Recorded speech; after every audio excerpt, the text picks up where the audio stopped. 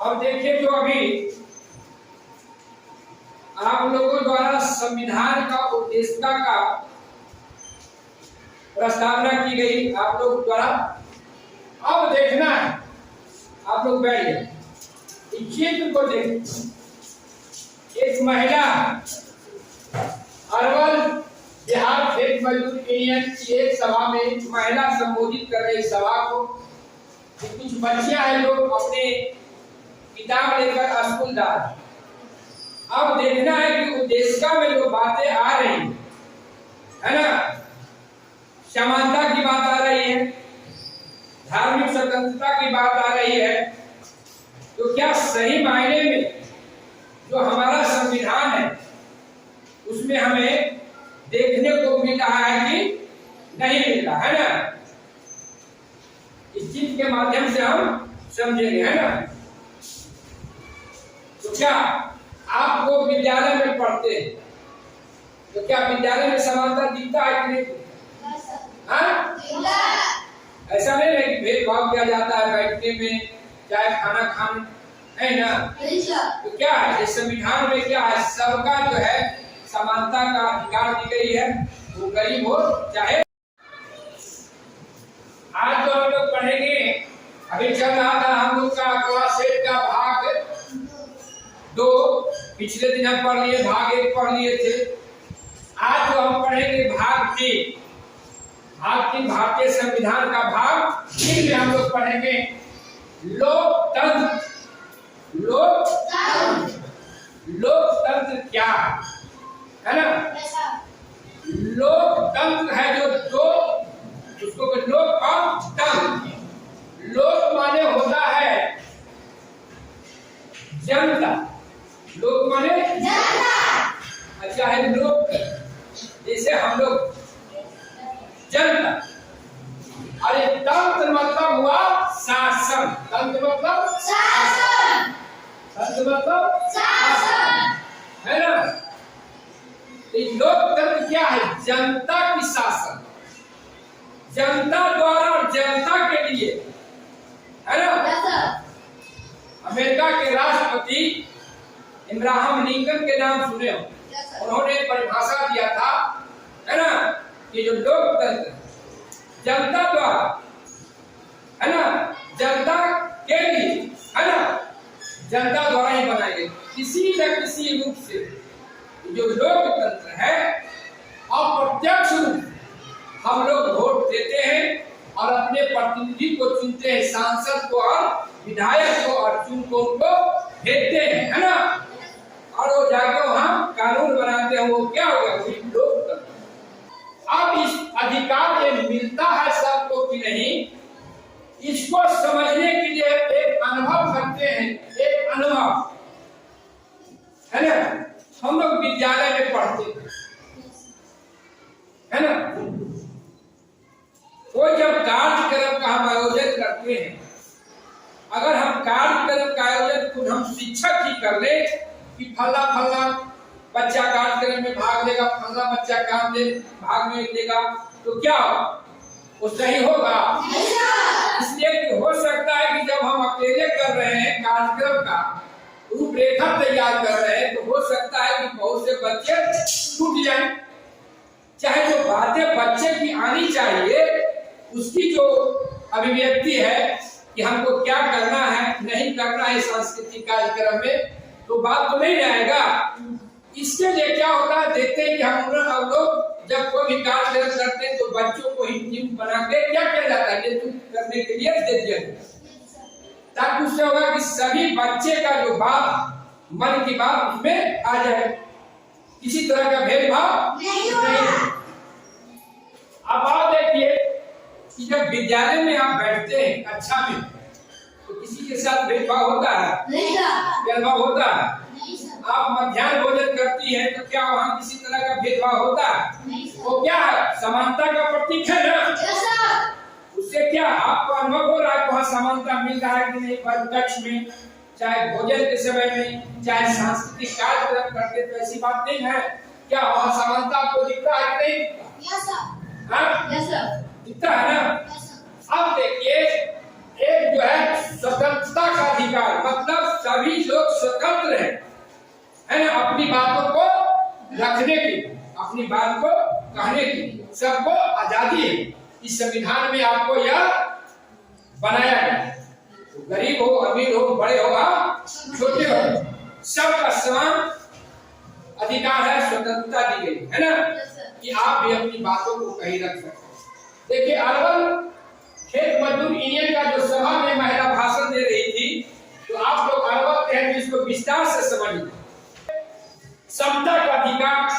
अब इस फोटो में देखिए, यहाँ देखिए बच्ची है, सब एक ड्रेस में है ना, अरे इसीलिए विद्यालय में तो आपका एक छात्रवृत्ति पोशाक राशि दी जाती है। क्या इस समानता का प्रतीक कि आपने सब एक ड्रेस में है ना, गरीब हो चाहे अमीर हो, उसी कपड़ा को सब पहन के है, तो यहाँ क्या, यहाँ समानता का दिख रहा है ना, है?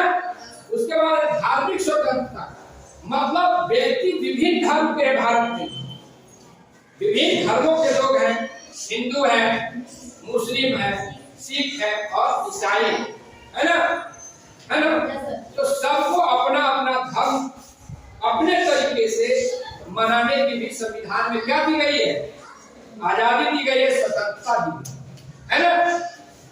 आप कविता है ना 5वीं क्लास में, हिंदू मुस्लिम सिख ईसाई आपस में भाई है ना, 5वीं क्लास का हिंदी में है ना, हिंदू मुस्लिम सिख ईसाई आपस में सब भाई भाई, तो ये भाई भाई आपस में हम लोग इस संविधान में भी है ना। लेकिन आज कुछ जगहों पर क्या होता है, हम लोग हिंदू मुस्लिम के नाम पर जो है भेदभाव नहीं होनी चाहिए, सबका खून क्या है।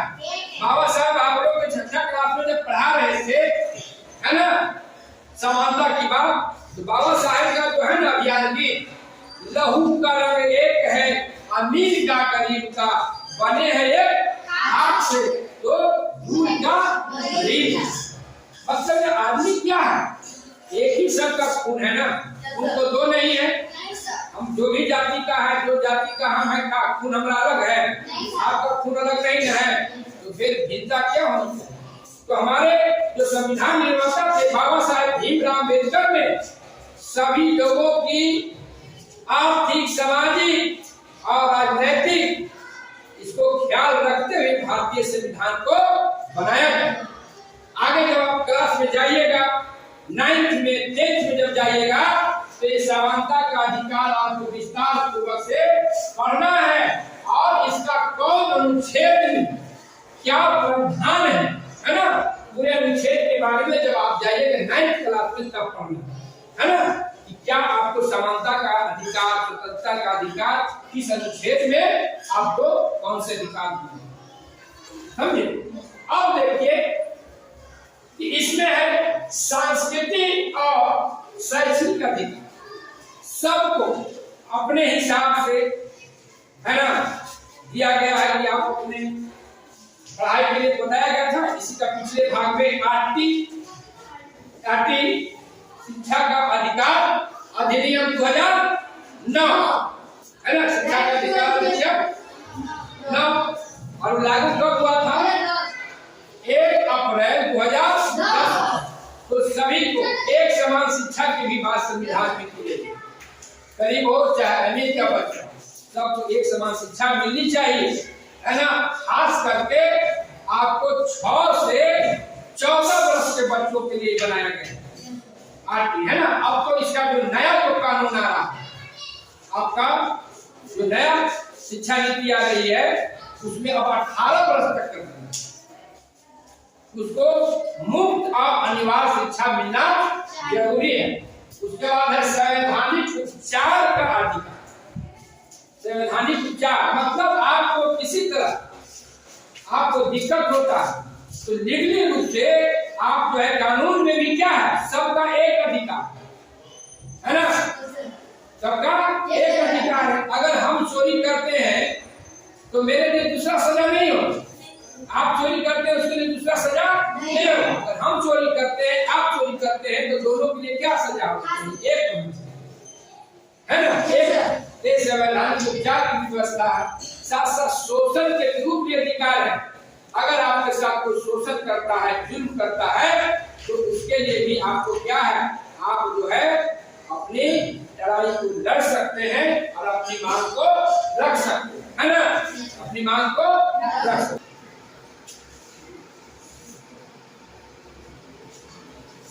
अब खत्म ही होगा, लेकिन एक बात पर हम लोग चर्चा करिए, दिया गया है अनुसूचित जातियों और जनजातियों को बच्चों को दी जाने वाली छात्रवृत्ति समानता के सिद्धांत के विरुद्ध क्यों नहीं आती। अपनी शिक्षिका की सहायता से इस पर चर्चा की। जैसे कुछ अनुसूचित जाति और जनजाति को बच्चों को अलग से छात्रवृत्ति दी जाती है, तो सबको नहीं मिली। क्या वह उचित है कि उचित नहीं, इस पर आप अपनी राय दें। और समझ रहे हैं, इसलिए सही है ये समाज में जो सबसे निचले पैदान पर कुछ व्यक्ति जिसके घर तक शिक्षा नहीं पहुंचता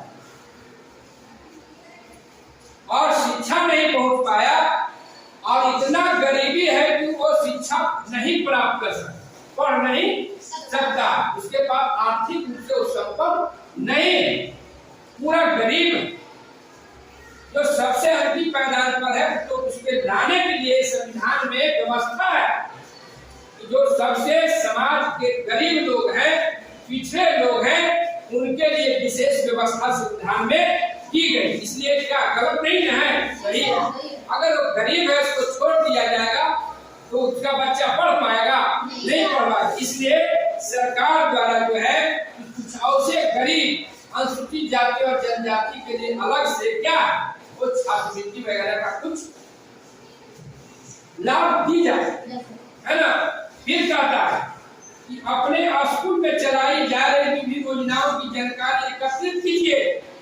ये योजनाएं क्या और क्यों चलाई जाती है, समूह में चर्चा करिए। जैसे देखिए आपका विद्यालय में चल रहा है बहुत योजना, मध्याह्न भोजन, है ना, पोशाक राशि, छात्रवृत्ति, साइकिल भी दी जा रही है। आपको एक क्लास से पास जब होगी 9th 10th में जाके साइकिल मिलता है ना, तो कहता है इस पर चर्चा की और इसका एक सूची बनाई और इस योजना से चलाई जा रही समूह में चर्चा कीजिए क्या फायदा है ना। इसे फायदा क्या कि जो गरीब है, अमीर है ना, उसका भी बच्चा विद्यालय में पढ़ पाए, है ना। पोशाक दिया जाता है कि बच्चा लगे कि समानता का नाम है, एक जैसा है सबका स्कूली ड्रेस, है ना। मध्याह्न भोजन दी जाती है, बच्चा का उद्देश्य है उसमें मध्याह्न भोजन का सरकार का कि बच्चों को गुणवत्तापूर्ण पढ़ाई के साथ साथ पौष्टिक आहार भी मिल जाए। अगर बच्चा स्वस्थ रहेगा तभी तो पढ़ पाएगा, स्वस्थ मस्तिष्क में ही अच्छी बात निवास करेगा। बच्चा अगर स्वस्थ नहीं रहेगा तो पढ़ पाएगा।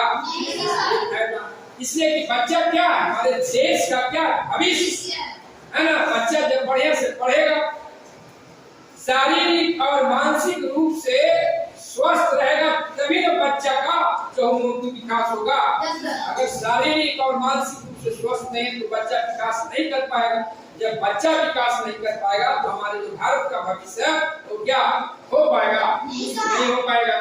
इस तरह से आपको चर्चा करना और समझना है, तब वास्तविक रूप में जब इस चीज को चर्चा करिएगा, समझिएगा, तब आपको मालूम होगा कि क्या भारतीय संविधान है। भारतीय संविधान जो लिखी गई है ना, भारत की जो सबसे बड़ी संविधान है, जो लोकतंत्र है, उसमें क्या सभी लोगों को समानता दिखती है कि नहीं दिखती है।